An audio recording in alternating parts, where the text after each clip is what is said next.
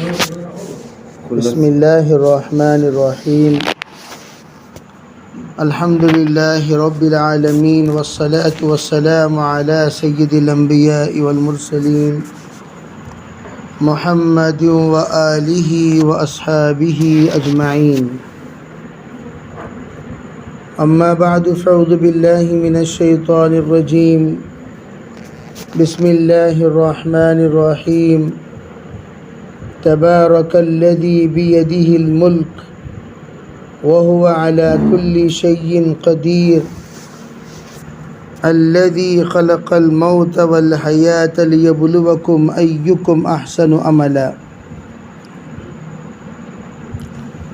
وقال الله سبحانه وتعالى ثم بعثناكم من بعد موتكم لعلكم تشكرون وقال النبي صلى الله عليه وسلم الموت جسر يوصل الحبيب إلى الحبيب وقال عليه الصلاة والسلام الموت تحفة المؤمن وقال عليه الصلاة والسلام من احب لقائی احببت لقاءه من کرہ لقائی کرہت لقاءه اللهم ایدنا بتأییدک اللهم ایدنا بتأییدک اللهم ایدنا بتأییدک یا رب العالمین۔ محترم معزز بھائیوں، بزرگوں، پردہ نشین، محترم مکرم ماں و بہنوں، ہم اس وقت مرحوم کے ایصال ثواب کے لیے تسلسل کے ساتھ روزانہ یہاں پر جمع ہونے کے معمول میں مشغول ہیں۔ آج 10واں دن ہے، الحمدللہ چلتے چلتے اور بھی مزید ایام تک یہ سلسلہ جاری و ساری رہے گا۔ یہ عمل جو آپ حضرات کر رہے ہیں، پہلی مرتبہ میں نے اپنی زندگی میں اس طرح کا معمول سنا، بڑی خوشی ہوئی اس بات پر کہ کوئی دنیا سے جاتا ہے، ان کو عموماً لوگ تدفین پر بھول جاتے ہیں۔ کوئی جنازے کی نماز پڑھ کر اپنا حق ادا کر دیتا ہے، کوئی دفن فرما کر اپنا حق ادا کر دیتا ہے، کوئی تدفین کے بعد گھر آ کر دعا کے ذریعے سے اپنا حق ادا کر دیتا ہے، پھر اس کے بعد کوئی اور عمل کرنے کی ضرورت محسوس نہیں کرتے۔ پھر چلے میں کوئی یاد آتا ہے، کسی کو سال میں یاد آتا ہے، لیکن ماشاءاللہ آپ حضرات نے جو معمول بنایا، یہ معمول ایسا معمول ہے، انشاءاللہ ہم اپنے علاقے میں جا کر اس سلسلے میں ضرور ذکر خیر کریں گے، تاکہ ہمارے علاقے والے بھی یہ عمل کرنے والے بنیں۔ یہ الگ چیز ہے کہ آپ حضرات جب جڑتے ہیں اس نیت کے ساتھ کہ ہم ایصال ثواب کریں، تو یہ اکٹھا ہو کر عمل کرنا اس وجہ سے ہوتا ہے تاکہ ایک دوسرے کو ترغیب ہو جائے۔ حقیقت میں حکم تو یہ ہے کہ وہ اپنی اپنی جگہ پر کر لیا جائے، لیکن یہاں اکٹھا ہونے کی اجازت اس لیے دے دی گئی تاکہ ایک دوسرے پر تنافس ہو کہ آپ بتائیں کتنے مرتبہ کلمہ طیبہ کا ورد آپ نے کیا، آپ نے کتنے مرتبہ کیا، آپ نے کتنے مرتبہ کیا، تاکہ آپ کے دل کے اندر یہ عزم پیدا ہو کل کا دن میں 3000 مرتبہ پڑھوں گی، انشاءاللہ 5000 مرتبہ پڑھ کر بخشوں گی۔ یہ ایک اعتبار سے وہ بہن جو اپنے شوہر کو کھو چکی ہیں، اس کے دل کے لیے تسلی کا سبب بھی بنے گا، اور پھر مرحوم کے لیے ذخیر آخرت بھی بنے گا۔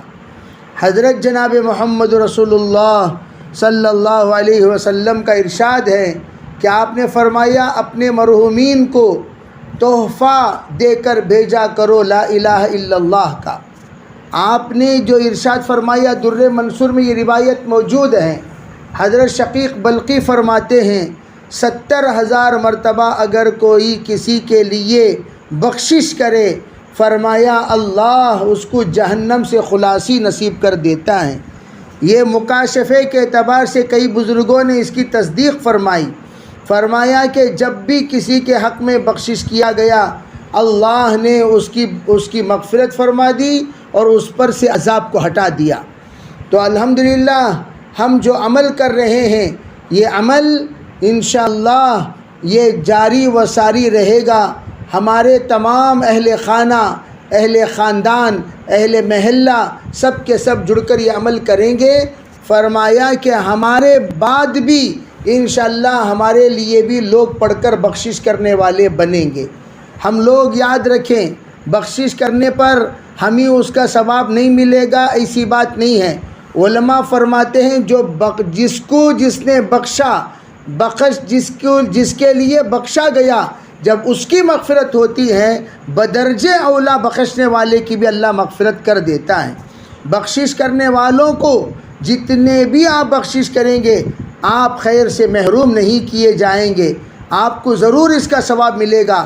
ہمارا ذہن دنیا کے اعتبار سے سوچتا ہے ہم کوئی چیز بخش دیے تو وہ چیز سے ہم محروم کر دیے گئے، اس کا کوئی فائدہ اٹھانے کا ہم مستحق نہیں رہے، لائق نہیں رہے، وہ چیز ہم سے جدا ہو گئی۔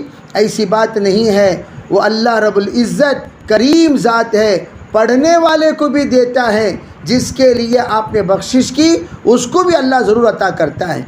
ماشاءاللہ مرحوم اپنی زندگی میں بہترین صفات والے بن کر اچھی زندگی گزار کر دنیا سے رخصت ہوئے، اور ماشاءاللہ آخری اوقات میں انہوں نے ان لزوجک علیک حق والی حدیث پر عمل کرتے ہوئے تیری بیوی کا بھی تجھ پر حق ہے، اس حدیث پر عمل کرتے ہوئے انہوں نے اپنے کاروبار کو، اپنے مصروفیت کو چھوڑ کر آپ کے خدمت میں ماشاءاللہ رہ کر گھر کا انہوں نے بڑا ہونے کے اعتبار سے جو ذمہ داریاں بنتی ہیں وہ ذمہ داری نبھاتے ہوئے وقت اجل کو لبیک کہتے ہوئے اللہ کے پاس پہنچ گئے۔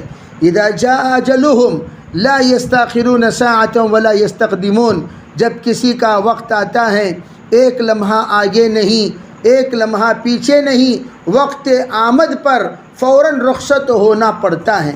تو وہ بیچارے نے بھی وقت آ گیا اللہ کے پاس چلے گئے۔ ہم لوگوں کو حکم کیا دیا گیا؟ انا للہ و انا الیہ راجعون پڑھ کر اللہ کے اس فیصلے پر ہم رضامندی کا اظہار فرمائیں، اللہ سے یوں کہیں کہ اللہ ایک بندہ چلا گیا تو چلا گیا، ہم سب تیرے بندیاں ہیں، ایک نہ ایک دن ہم میں سے ایک کو باری باری تیرے پاس آنا ہے۔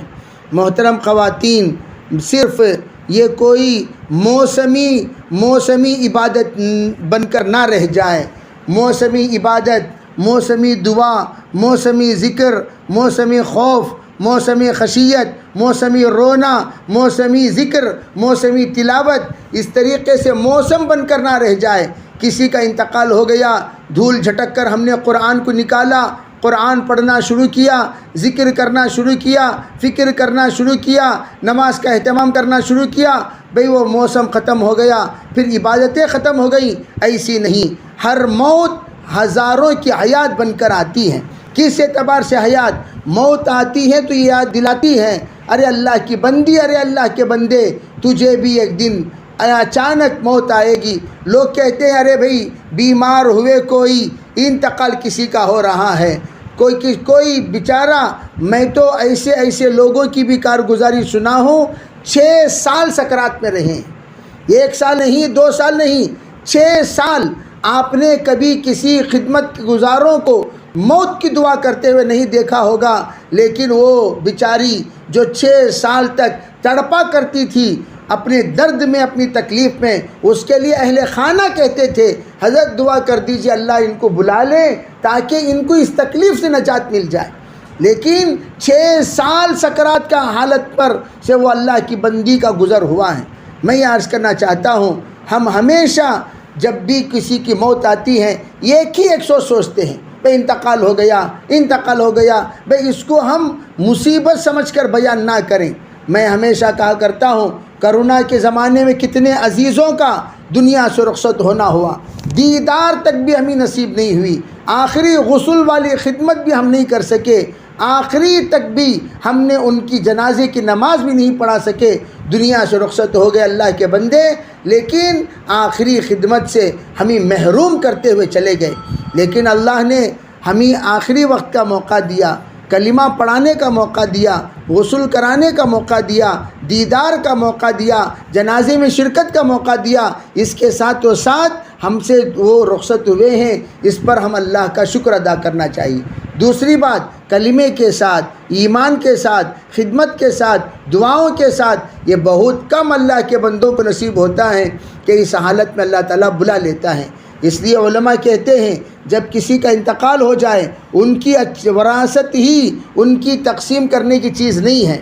عام طور پر گھر تقسیم ہو رہا ہے، زمین تقسیم ہو رہی ہے، مال تقسیم ہو رہی ہے، صرف لوگ اس کی طرف توجہ دیتے ہیں۔ ارے اللہ کے بندو، ان کے اخلاق بھی تقسیم کے قابل ہے، ان کی عبادت بھی تقسیم کر لو، ان کی نیکیاں تقسیم کر لو، ان کی سخاوتیں تقسیم کر لو، ان کی دعائیں تقسیم کر لو، ان کے تہجد تقسیم کر لو، ان کا اشراق تقسیم کر لو، کہ گویا انہوں نے اپنی زندگی میں جتنا اچھا کام کرتے تھے، جس کی وجہ سے اللہ نے گھر کو برکت والا گھر بنایا، وہ تمام اچھائیاں اولاد تقسیم کر لینا چاہیے۔ ابو یہ کرتے تھے، ابو وہ کرتے تھے، میرے شوہر یہ کرتے تھے، میرے شوہر وہ کرتے تھے، جو بھی عمل انہوں نے زندگی میں کیا، اچھے اعمال، ان اعمال کا ہم اہتمام کرنے والے بنیں، وہ ہم ہماری وراثت میں تقسیم کر لیں۔ پہلا کام تو یہ۔ دوسرا کام کیا ہے؟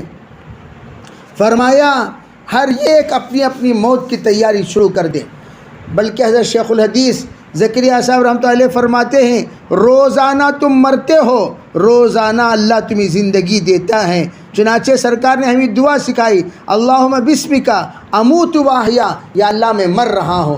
فرمایا مرنے سے پہلے توبہ کر کے سویا کرو، استغفار کر کے سویا کرو، اللہ کے سامنے معافی مانگ کر سویا کرو۔ کہیں ایسا نہ ہو تم کہہ رہے ہو اللہم بسمک اموت، کہیں یہ جملہ اللہ قبول کر لیا تو آپ کی نیند ہمیشہ کی نیند بن کر رہ جائے گی۔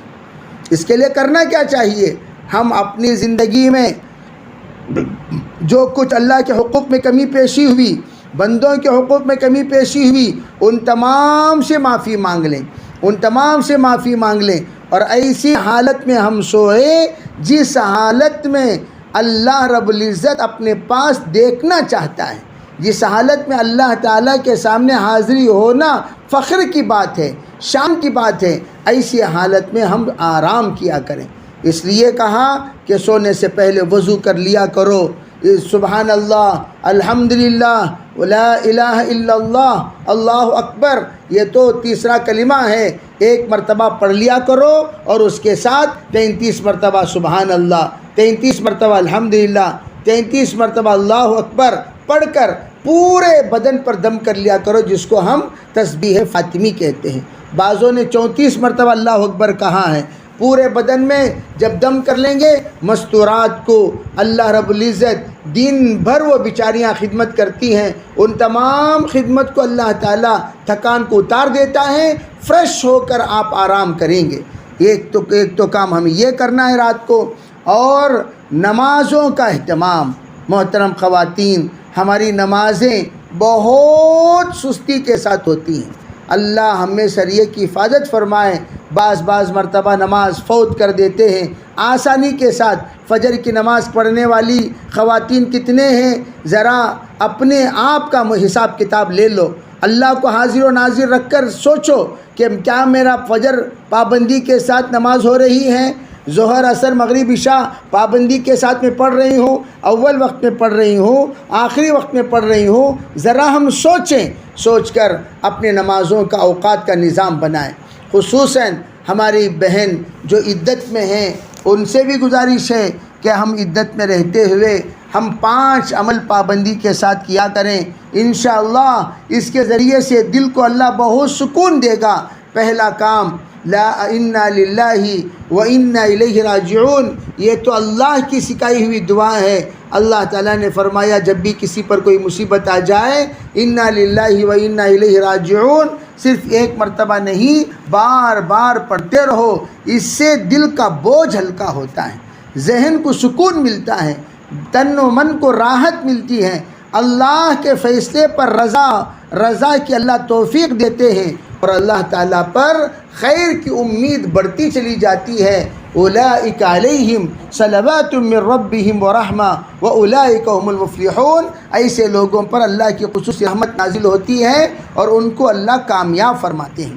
پہلا کام تو پابندی کے ساتھ ہم یہ کریں، دوسرا کام ایصال ثواب کا اہتمام، قرآن پاک پڑھ کر بخشے، ہم نے باقاعدہ ذکر فرما کر بخشا، اور اس کے علاوہ آپ جانتے ہیں کتنی نمازیں میرے شوہر کی چھوٹ گئیں، ان تمام نمازوں کا فدیہ ادا کریں، ان تمام نمازوں کا فدیہ ادا کریں۔ یہ تیسرا کام ہے، پابندی کے ساتھ ایصال ثواب کرنا۔ یہ آ کر دوسرا کام ہے، علماء نے فرمایا کہ ہم لوگ ایصال ثواب میں خواتین، یعنی عدت میں بیٹھی ہوئی خواتین جتنی زیادہ ایصال ثواب کریں گی اتنے زیادہ شوہر کی روح خوش ہوگی۔ اس لیے کہا گیا 4 ماہ 10 دن، دیکھو چاہے کوئی بھی انتقال ہو جائے 3 دن سے زائد سوگ منانے کی اجازت نہیں ہے، سوائے بیوی کے شوہر کا انتقال ہو گیا 4 ماہ 10 دن مکمل عدت کے ایام ہوتے ہیں۔ ان دنوں کو کیوں متعین کیا قرآن نے؟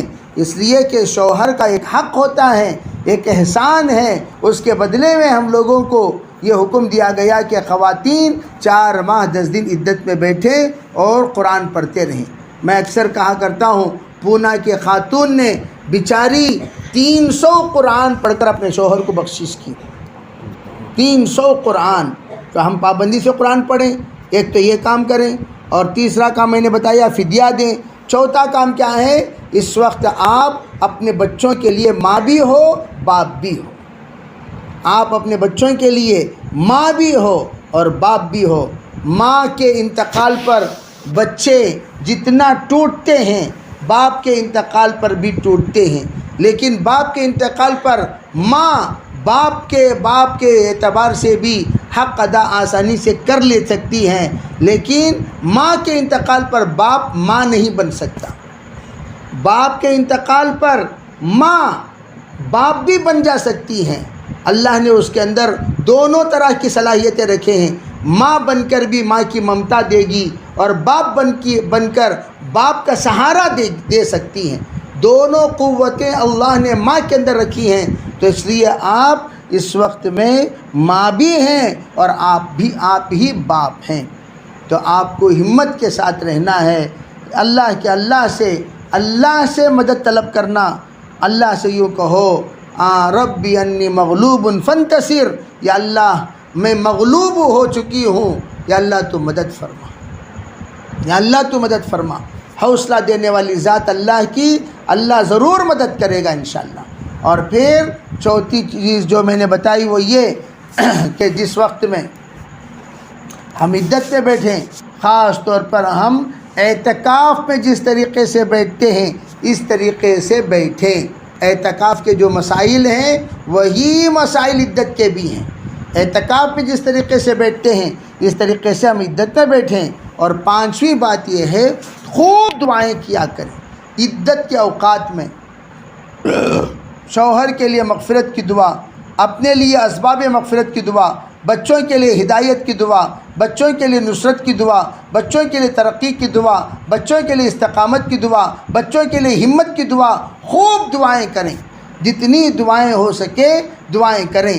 عدت میں بیٹھ کر فضائل اعمال کی بھی تعلیم۔ شوہر کا انتقال ہوا، ہمارے ایک خاتون نیک بندی تھی، وہ شوہر کا انتقال ہوا، وہ بیچاری جا کر عشاء کی نماز پڑھی، عشاء کی نماز پڑھنے کے بعد تھوڑی دیر میں بچوں نے جھانک کر دیکھا کیا کرتی ہیں، قرآن پاک کھول کر تلاوت کر رہی ہیں۔ تھوڑی دیر کے بعد جھانک کر دیکھا کیا کر رہی ہیں، فضائل اعمال کی تعلیم کر لے کر بیٹھی ہوئی تھی۔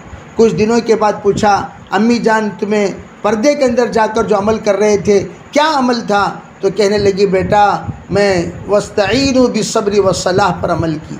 اللہ نے حکم دیا کہ نماز کے ذریعے سے تم مدد مجھ سے حاصل کیا کرو، تو نماز پڑھ کر اللہ سے میں کہنے لگی اللہ مجھے تو بے سہارا نہ بنا، تو بے سہاراؤں کا سہارا ہے، جس کا تجھے سہارا مل جائے وہ کسی سہارے کا محتاج نہیں، یا اللہ آپ میرا سہارا بن جائیے، یہ دعا میں نے مانگی۔ پھر کہا روزانہ میرے معمول چھوٹ نہ جائیں، قرآن پاک پڑھنے کا معمول تھا، شوہر کا جنازہ گھر میں موجود ہے، بیٹھ کر قرآن پاک اس نے پڑھی۔ پھر روزانہ دعوت و تبلیغ سے بھی اس کا تعلق تھا، روزانہ تعلیم کا معمول تھا، تعلیم کہیں آج کی تعلیم ناغہ نہ ہو جائے، وہ بیچاری بیٹھ کر فضائل اعمال کی تعلیم بھی کی۔ جنازے کے دن بھی نہ نماز اس کی چھوٹی، نہ معمولات اس کے چھوٹے، نہ تعلیم اس کی۔ تو ہم گھر میں روزانہ ہماری بہنوں سے بھی گزارش ہے، جیسے آپ لوگ فضائل اعمال یہاں آ کر پڑھ رہے ہیں، تو اسی طرح اپنے گھروں میں بھی اپنے گھروں میں فضائل کی تعلیم روزانہ پابندی کے ساتھ پڑھیں۔ انشاءاللہ اللہ تعالیٰ ضرور بھی ضرور عمل کی توفیق دے گا۔ تو جتنی بہنیں یہاں آئی ہوئی ہیں ان سے گزارش ہے کہ ہاں اعتکاف کے مسائل کیا ہیں مختصر بتا دیتا ہوں۔ وہ یہ ہے کہ ایک کمرہ متعین کیا جائے اور اسی کمرے میں ہمارا رہنا ہو، کھانا ہو، سونا ہو اور وہیں پر نماز پڑھنا ہو۔ اس حجرے سے باہر ہمیں آنے کی اجازت نہیں ہے۔ وہ حجرہ آپ اپنے اعتبار سے متعین کر لیں، کون سا ایسا حجرہ جس حجرے میں ہر طرح کی سہولت ہے۔ اگر ایسا مکان ہے جس مکان میں کھانا پکانے والے کوئی نہیں، تو ایسے موقع پر بہن کو اجازت ہے کہ وہ اسی جگہ پر کھانا بنا سکتی ہیں۔ اگر وہ کمرے میں گنجائش نہیں تو کھانا پکانے کے لیے کچن روم جا سکتی ہیں۔ یہ دوسری بات یہ ہے کسی بھی نامحرم سے ہم نہ فون پر گفتگو کریں گے، نہ اعتکاف میں بیٹھ کر گفتگو کریں گے، صرف محرم سے گفتگو کرنے کی اجازت ہے۔ تیسری بات یہ ہے بلا کسی شرعی اور طبعی ضرورت کے ہم باہر نہیں نکلیں گے۔ شرعی طبعی ضرورت کیا ہے؟ ارے بھئی شرعی ضرورت یہ ہے کہ بھئی کوئی ایسا کام پیش آ گیا، آپ لا محالہ باہر جانا ہی پڑتا ہے، جیسے وضو کرنے کے لیے جانا پڑتا ہے تو وہ شرعی ضرورت ہے تو آپ جائیے۔ جیسے طبعی ضرورت یہ ہے بے طہارت کے لیے جانا پڑتا ہے، آپ باہر جا سکتے ہیں، اس کے علاوہ باہر جانے کی اجازت نہیں۔ ہاں اگر کسی کی طبیعت عدت میں بیٹھنے کے بعد بگڑ گئی، علاج باہر ہاسپٹل کے علاوہ کسی اور جگہ نہیں کر سکتے، تو ایسے موقع پر جا کر سکتے ہیں۔ اگر کوئی جگہ ایسی ہو جہاں پر اعتکاف میں بیٹھنے کے بعد پردے کا اہتمام نہیں ہوتا، عدت میں بیٹھنے کے بعد، اس لیے کہ سب گھر میں نامحرم ہیں، تو ایسے موقع پر ماں کے گھر میں منتقل ہونے کی اجازت ہے۔ لیکن جہاں پر ماشاءاللہ شوہر کا گھر ہو، شوہر جہاں پر رہے ہوں، شوہر جہاں پر جیے ہوں اور وہاں پر ماشاءاللہ بچے اور بہو موجود ہوں، ایسے موقع پر اسی مکان میں عدت گزارنے کا حکم ہے۔ عدت یہ گویا آپ جتنے دن تک عدت میں بیٹھیں گے اتنے دن اعتکاف کا آپ کو ثواب ملے گا، یہ کوئی معمولی بات نہیں۔ اور میں ایک اور بات آپ سے یہ عرض کر دیتا ہوں کہ میں تو کہتا ہوں مستورات کے بہت سارے روزے قضا ہوتے ہیں، ان قضا روزوں کو رکھنے کے لیے بہترین موقع عدت کا موقع ہے۔ ارے بھئی ہم عدت میں بیٹھے ہوئے ہیں، عبادت ہی کے لیے بیٹھے ہوئے ہیں، اللہ تعالیٰ نے اللہ کا ایک حق ہمارے ذمے ہے، کچھ روزے ہم پر فرض ہے کہ ہم اس کو قضا کریں، تو آپ ہمت ہے ایک دن آڑ ایک دن، ایک دن آڑ ایک دن، یعنی مسلسل روزہ نہ رکھیں، طبیعت کا بھی خیال رکھیں، ایک دن روزہ رکھے، ایک دو دن چھوڑ دیے، پھر ایک دن روزہ رکھے، دو دن چھوڑ دیے، اس طریقے سے اپنی طبیعت کا خیال رکھتے ہوئے روزہ رکھ کر اس سے اپنے جو قرض ہے اللہ کے ذمے کیا وہ قرض ادا کرنے کی ترتیب بنائیں۔ اور تمام آئی ہوئی بہنوں سے بھی گزارش ہے کہ جتنے اللہ نے ہمیں زندگی دی ہے اس زندگی کی قدر کریں، نماز روزہ پردے کا اہتمام کریں، اور اس کے ساتھ خصوصاً گزارش یہ ہے کہ اپنے مرد حضرات تو ماشاءاللہ جماعتوں میں جاتے ہیں، تو آپ لوگ بہنیں 2 مہینے میں ایک مرتبہ، یعنی تیسرا مہینہ 3 مہینے میں ایک مرتبہ اللہ کے راستے میں 3 دن کے لیے نکلیں، 3 دن کے لیے نکلیں، تاکہ ہمیں کیا آتا ہے کیا نہیں آتا، ہمیں کیسے جینا چاہیے کیسے رہنا چاہیے، ہماری زندگی میں دین لانے کے لیے کیا کریں، ہم اپنے بچوں کو کیسے سنبھالیں، ہم اپنے پریوار کو کیسے سنبھالیں، ہم اپنے خاندان کی عورتوں کو کیسے سنبھالیں، ان کو کیا سمجھائیں، ان کو کس طریقے ذہن سازی کریں، اس کے لیے اللہ کے راستے میں 3 دن کے لیے نکلا کریں۔ ماشاءاللہ اگر ہم لوگ اس کا نظام بنا لیں گے، اللہ کی ذات سے امید ہے انشاءاللہ اللہ تعالی ہمارے ذریعے سے پورے علاقے کی عورتوں کی ہدایت کا اللہ فیصلہ کرے گا، سب کی زندگیوں کو اللہ دیندارانہ زندگی بنائے گا۔ اللہ تعالی ہم میں شریعت کو کہی ہوئی باتوں پر عمل کرنے کی توفیق عطا فرمائے۔ اللہ ہماری زندگیوں کو بدلے، ہمارے دل کو بدلے، ہمارے ذہن کو بدلے، سوچ کو بدلے۔ اللہ تعالی ہر طرح کے خیر ہمارے حق میں مقدر فرمائے، ہر طرح کے شر سے اللہ ہماری حفاظت فرمائے، مرحوم کی اللہ مغفرت فرمائے، کروٹ اللہ جنت عطا فرمائے، پسماندگان کو اللہ صبر جمیل عطا فرمائے۔ اللہ تعالی ان کے درجات کو بلند فرمائے، جتنا ہم نے پڑھ کر ان کے لیے بخشا اپنے عالی شان دربار میں، اللہ اس کو قبول فرما کر مرحوم کے اللہ مغفرت فرمائے۔ اللہم لک الحمد کلہ ولک الشکر کلہ ولک المجد کلہ ولک الثناء کلہ وإلیک یرجع الخلق کلہ۔ اللہم لا نحصی ثناء علیک انت کما اثنیت علی نفسک یا ارحم الراحمین یا اکرم الاکرمین یا ذا القوة المتین یا راحم المساکین، اصلح لنا شأننا کلہ ولا تکلنا إلی انفسنا طرفۃ عین۔ اللہم اغفر لحینا ومیتنا وشاہدنا وغائبنا وصغیرنا وکبیرنا وذکرنا وانثانا۔ اللہم من احییتہ منا فاحیہ للاسلام ومن توفیتہ منا فتوفہ للایمان۔ اے عظیم پروردگار، یا رحمان یا رحیم، ہم سب کے گناہوں کو معاف فرما۔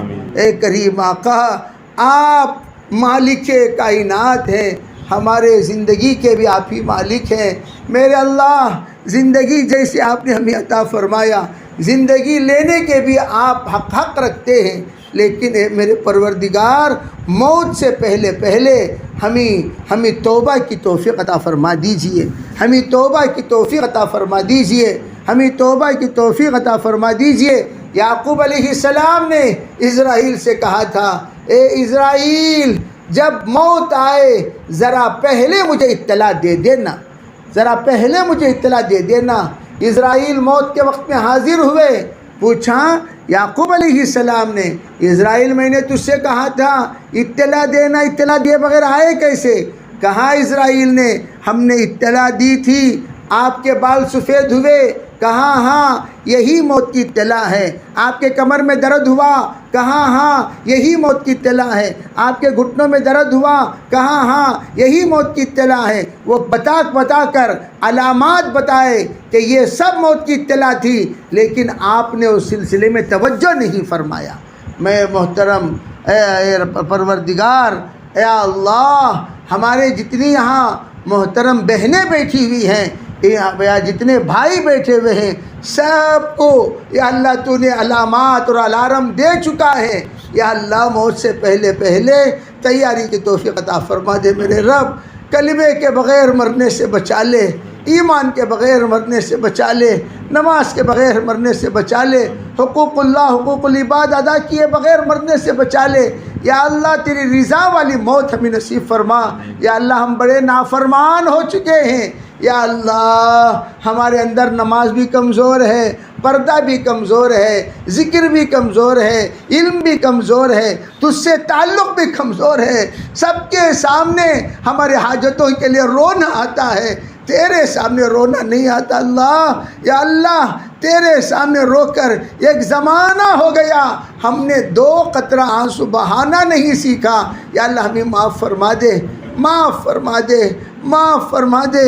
مرحوم کے ایصال ثواب کے لیے ہمارے یہاں جڑنا ہوا ہے، یا اللہ مرحوم کی مغفرت فرما۔ یا اللہ جتنا ہم نے پڑھا ہے، ہماری بہنوں نے پڑھا ہے، اس کا ایصال ثواب فرما کر ان کے مغفرت کے فیصلے فرما، درجات بلند فرما، اعلیٰ علیین میں جگہ نصیب فرما، قبر کے عذاب کو دور فرما، قبر کے عذاب کو دور فرما، قبر کے عذاب کو دور فرما، تمام مراحل قبر کے آسان فرما، آخرت کے آسان فرما۔ ایک دن ہمیں بھی مرنا ہے، مرنے سے پہلے ہمیں بھی یا اللہ تجھ سے لو لگا کر یا اللہ معافی مانگ کر آنے کی توفیق عطا فرما۔ یا اللہ تو نہ خاندان کو دیکھتا نہ علاقے کو دیکھتا ہے، یا اللہ یہ علاقہ پالنپور کا پوری دنیا میں دین میں مشہور ہے، یا اللہ حشر کے میدان میں یا اللہ تھوڑی سی کمی پیشی کی وجہ سے دنیا کے سامنے ہمیں رسوا ہونے سے بچا لے، ہمارے عورتوں کو رسوا ہونے سے بچا لے، مردوں کو رسوا ہونے سے بچا لے۔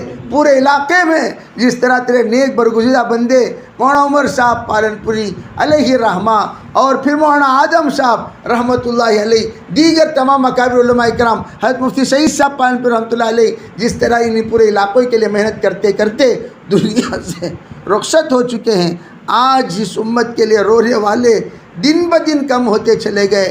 یا اللہ امت میں رونے والوں کو پیدا فرما، امت میں رونے والوں کو پیدا فرما، امت میں چل پھر کر محنت کرنے والوں کو پیدا فرما، ہمیں یا اللہ امت کی ہدایت کے لیے بطور سبب قبول فرما، تیرے راستے میں قبول فرما، اپنے فضل سے اپنے کرم سے یا اللہ جو کچھ بھی مانگا گیا وہ بھی عطا فرما، جو مانگنے سے لے گیا وہ بھی عطا فرما، اپنے شائع نشان عطا فرما۔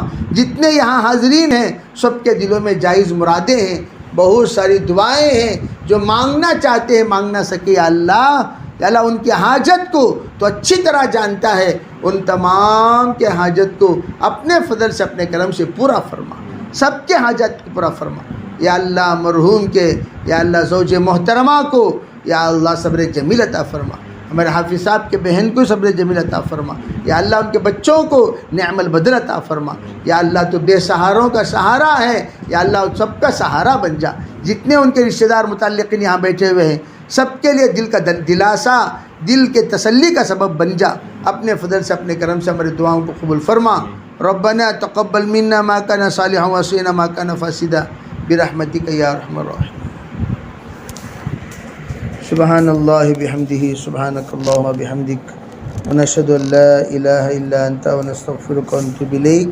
سبحان ربک رب العزة عما یصفون وسلام علی